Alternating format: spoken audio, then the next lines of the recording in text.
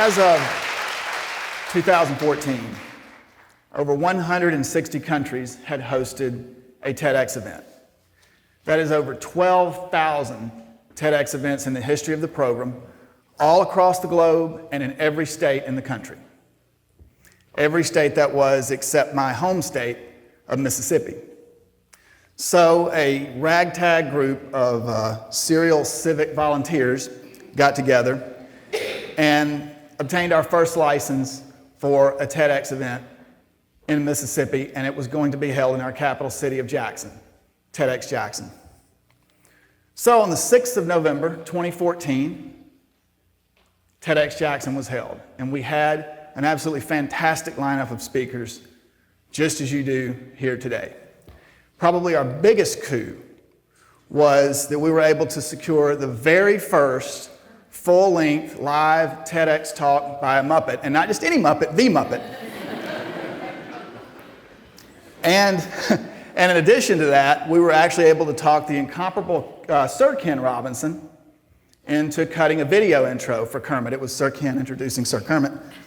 Let me say that it's not as difficult to work with a peer of the realm as it is to work with a Muppet. You have a celebrity of Kermit's magnitude, you have to go through a lot of mammals before you get to talk to the amphibian. And one of those mammals was a particularly pricky pig. But once we made it through Kermit's people and talked to him, he was all on board and gave an absolutely rousing TEDx talk. Now, I say all this not to talk about a case study in putting on a TEDx event, but rather I want to talk about the realization that for, I think, myself and those involved came from staging that very first TEDx event. As we were planning, as the committee was planning our event, and particularly as we were soliciting sponsors, one of the economic development groups that we were working with asked this question. And let me say that everyone that was on our planning committee was definitely a TED head, so this question really did nothing but piss us off. And our answer was, I don't even think we said words, I just think it was indignant scoffs. But, you know, I've come to realize in retrospect that that's a fair question. That is certainly a fair question, and it is one that, quite frankly, at the time, we didn't have an answer to. But that's where this realization that I came to started.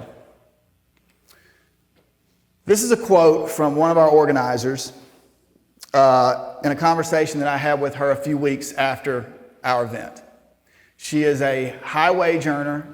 She works in a knowledge-based industry.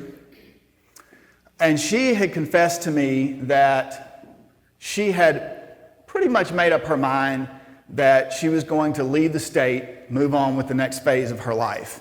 But it was her involvement with our TEDx event and the energy and vibrancy that surrounded that actually convinced her to stay. We preserved her intellectual capital for our community. This is another quote from an attendee, and let me say it's not exactly a quote, it's a bit edited to keep this G-rated, so you can probably figure out what was edited. But it's very indicative of the attitudes that really preceded our event. People were talking about it on social media even after the event was over. It was picked up by some larger entities and amplified.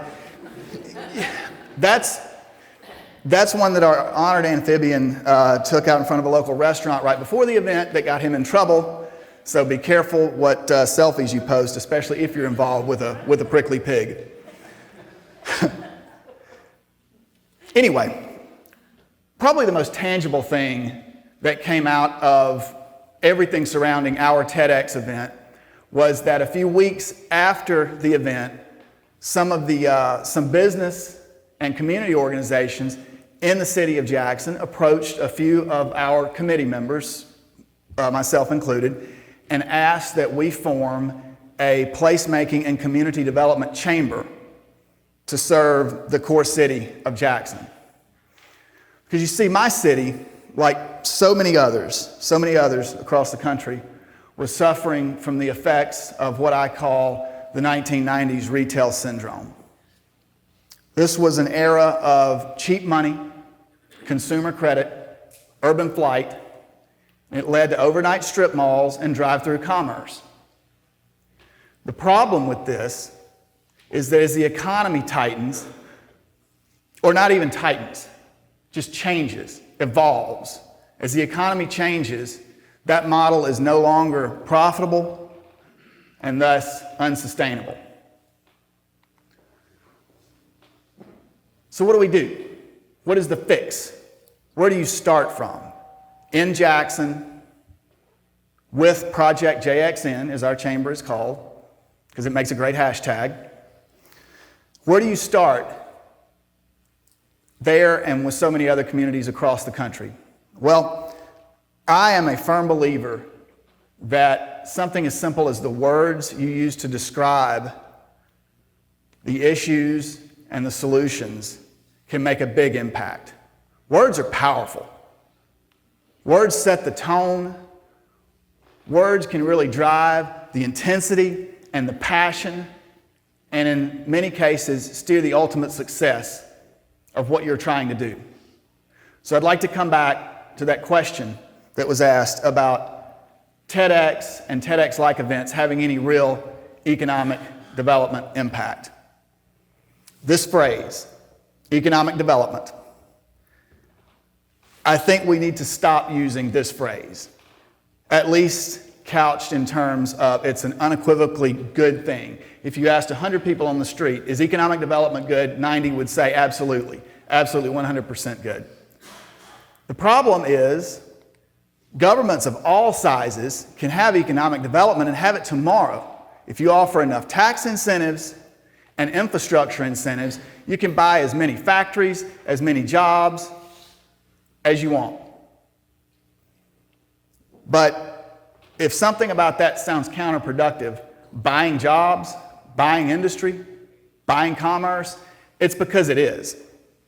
See, I believe that that approach to economic development, which is a bipartisan approach in just about every area of our nation, I believe that approach is nothing more than a 21st century iteration of the same cheap money that drove the 1990s retail economy. We're just transferring it to buying industry. Economic development, I think the biggest issue with that term is the metrics that it uses for success. Jobs and employment. If we get jobs and the employment rate is good, then economic development has been a success. But I think we're missing the boat there. Because if we create these jobs, but the plight of our citizens is not improved, have we really done anything? What have we accomplished? I think we're ignoring quality of life and quality of place. And those two things lead to economic improvement. I think if we can shift our perception from just sheer bullet-pointed economic development into one that looks a step beyond, into economic improvement, then I think we start making progress. And this is not a down with capitalism, Marxist, neo-hippie, utopian timeshare sell job. Far from it. This is seeing our economic system through to its right and natural end, and that is to the benefit of all of our citizens. And let me say, you cannot have quality of place and quality of life without a thriving, vibrant, robust, free economy. Something else that I think when we talk about changing the way that we think about things, the words that we use, is the issue and a related issue of revitalization. We all know this is a very hot topic. It has been for the past 20, 25 years. Lots of money has been poured and resources poured into revitalization projects in cities across the country, and there have been some absolutely great success stories, some great case studies.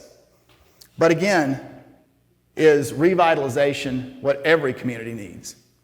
What about those communities out there that are the victims of the 1990s retail syndrome. Those communities that exist in areas of ghost town strip malls and soulless faux neighborhoods that don't have the history and the culture to ground them in a revitalization effort. I believe these communities need vitalization. And this is somewhat of a controversial topic among creative placemakers. They have said that central planning for community vitalization efforts is an exploded system. It can't work. It's got to be organic. It's got to come from the grassroots, or it's not going to work.